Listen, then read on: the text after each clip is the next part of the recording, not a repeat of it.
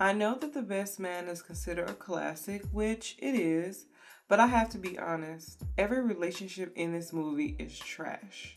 Honestly, I don't know what's more trash, the relationships in this movie or Robin's Caribbean accent. It's good. Yeah, mine too. Good. Since a miniseries was announced a few months ago, this is the perfect time to revisit the OG, the classic, The Best Man.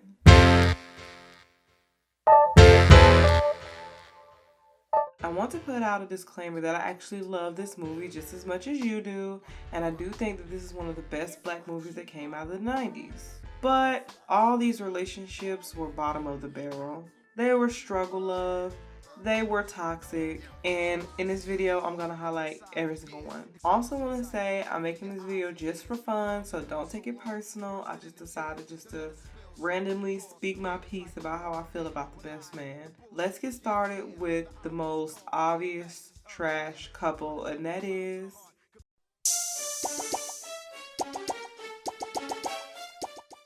when viewers were first introduced to them as a couple, it was easy to see what their dynamic was. When Shelby uses her fake tears to get him to agree to go shopping with her instead of hanging out with his friends, it's clear that she runs the relationship. As the movie goes on, Murch starts to get a backbone, and at the end, he dumps her for Candace. Honestly, this relationship was blatantly trash, and fans know it, so there's not much to say. One thing I do want to know is that Shelby literally had no personality outside of being controlling and rude, and honestly, she wasn't really needed for the sequel, but honestly, that sequel is a whole different conversation. Also, I want to add that starting off a relationship on the same day that you ended a 7-year relationship doesn't sound like that great of a foundation. Now let's move on to the perfect example of struggle love.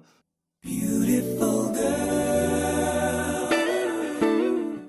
I'm not gonna lie, when Harper introduces Lance to Mia, it was a cute moment. When Mia suggests how he can improve his game on the football field, it's one of my favorite moments between the two. It's one of the only scenes where I understood why he liked her and understood why he noticed Mia out of the other girls he was continuously getting. Even though this moment was cute, my satisfaction quickly ended when it seemed like he became more intrigued and borderline obsessed because she was a virgin needing to be conquered. During their college years, when Mia found out about his cheating, he would come to Harper's room and ask him to pray for forgiveness with him. This is going to be an unpopular opinion, but I think guys like this are the worst. They mask their trashiness with religion and always say things like, I'm asking God for strength, or I ask God for forgiveness and I make mistakes, but I am only human the way God made me, and then turn around and cheat again. Lance is one of those guys to me. I know this is off topic, but does anyone remember on the 4th season of College Hill when they were in the Virgin Islands? JT was one of the cast members, and he would always say how much he loved his girlfriend, but then he would turn around and start kissing Aisha, and then pick up the Bible and say how he's trying to learn and grow when he feels sorry, and then he would do it again.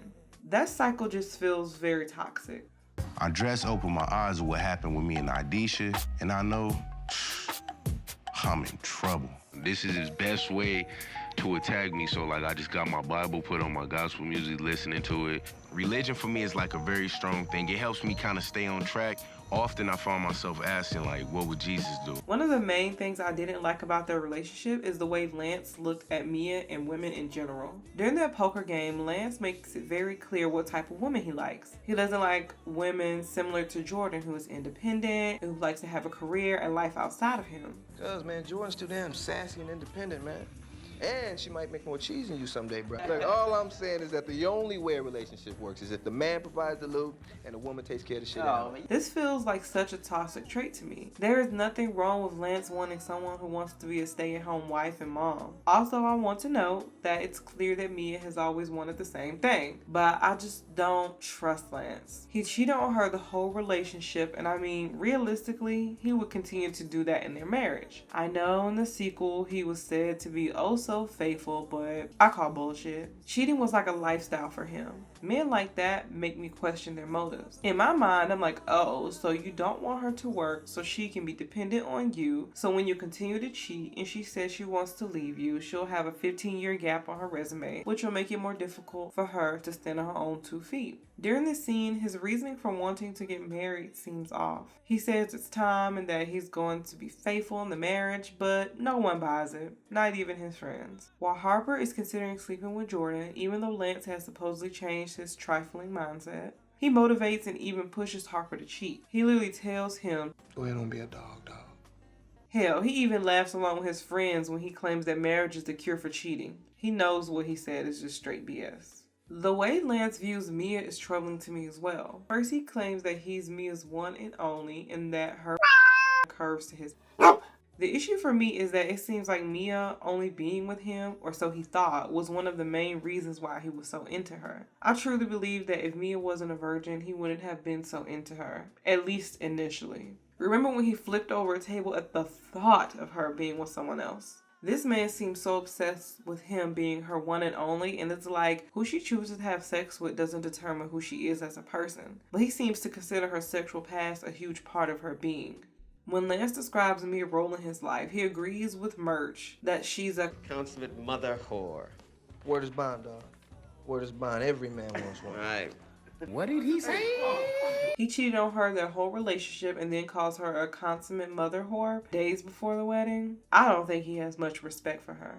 The only reason I don't consider them the worst relationship in The Best Man is because he knew that Mia was well within her rights to cheat if she wanted to. I know that statement was just hella toxic, but their whole relationship is toxic. I wish Mia would have ran for the hills after he cheated on her the first time, but I think this story is very common for athletes and their wives. Outside of Mia sleeping with her fiance's best man, of course.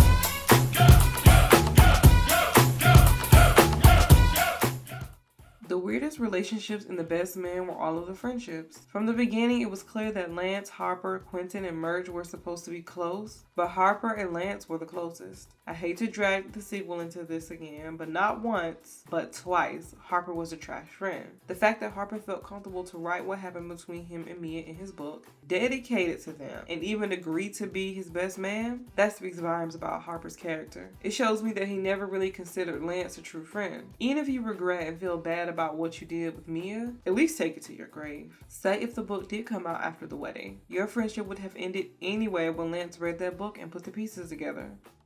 It was clear that Jordan was Mia's maid of honor, but that just doesn't make sense because they don't seem close at all. So you telling me that I'm supposed to believe that they are close but don't know much about each other's personal lives? When Harper and Jordan had their moment that night in college, they always felt like something was there between them. If Jordan and Mia were really best friends, wouldn't she have told her best friend about this moment? Say for instance, if Mia knew that Jordan and Harper had this kind of connection, that meant that Mia not only wanted revenge for Lance's cheating, but she also didn't care that Jordan and Harper had feelings for one another. That means that Mia could care less about her friendship with Jordan. Even when Jordan confronted Mia about her night with Harper, Mia just shrugged it off. She could care less. What we shared was as sweet and as endearing as a forehead kiss. It was what I needed, what I wanted.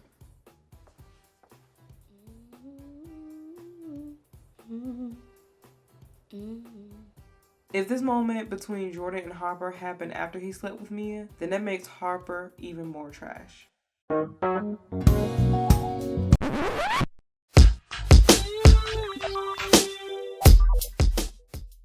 When Robin and Harper were first shown together, it was clear that Harper seemed to not be into her as much as she was into him. When they are taking a bubble bath, Robin says, "I love you," and Harper can't even say it back. They've been together for 2 years. The next day, when they're on the way to the airport, Robin makes excuses for him, saying that she knows that he loves her, even though he never said that. One of the worst moments was when Robin brought up how Harper wrote how his and Jordan's characters in the book were soulmates. Of course, this makes Robin insecure, so Harper decides to gaslight her. I can't believe that you're jealous of a character that I wrote in my book. Not just a character, an icon, an ideal, your soulmate. She's nothing like me. Honey, she's not like anybody. She is a combination of a bunch of women that I knew in college. Why would I lie to you about something like that, girl? I don't know. That's what scares me. Okay, here it is. Here is the drama. This scene is so messed up because we soon see that Robin was right to feel how she felt because he did indeed have unresolved feelings for Jordan. During the poker game, his friends called him out for comparing every girl he's been with to Jordan. As soon as a girl doesn't match Jordan's characteristics, he breaks up with them. During this movie, it's clear that he still has feelings for Jordan. His feelings are so strong that he's willing to cheat on Robin to see if there's something going on between them still. But the fact that he's willing to cheat on even a thought or a maybe speaks volumes. Of course, we know that Harper and Jordan never got their night of passion, but I always wondered what if. When Harper picks up Robin from the airport, he tells her everything. At this point, his friends don't have his back, Lance can't stand him, and Jordan just cussed him out last night. He only has Robin, and this is why I think he pleads with her so much. I believe that if Jordan and Harper had a great night and their connection was next level, he would have put his and Robin's relationship on pause. Since it didn't, Robin was all that he had in that moment. Robin, get off me! I made you. During the reception, when Harper and Jordan were dancing, Jordan tells him that Robin is the one for him, and I'm supposed to believe that how? When he couldn't say I love you back? When he was going to cheat on her?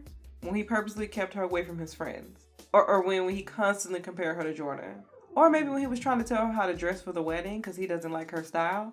Or when he didn't want to say I love you when he was around Jordan? After all of the drama and all of the stuff that Harper put Robin through, she starts saying that she doesn't mind working on the relationship and that they need to have a talk when they get home. He then manipulates her and used what she said at the beginning of the movie to fit his needs in that moment. He tells her to stop worrying about the future. Seriously? Then this man had the audacity to propose and Robin had the nerve to say yes. Their relationship was supposed to be romantic, but I prefer that the struggle bus passed right by my pickup stop. Overall, this movie drops the ball with every single relationship, and I just had to make a quick video about it. Let me know what you think in the comments, and I really appreciate this. Thank you for watching. Please like, comment, subscribe.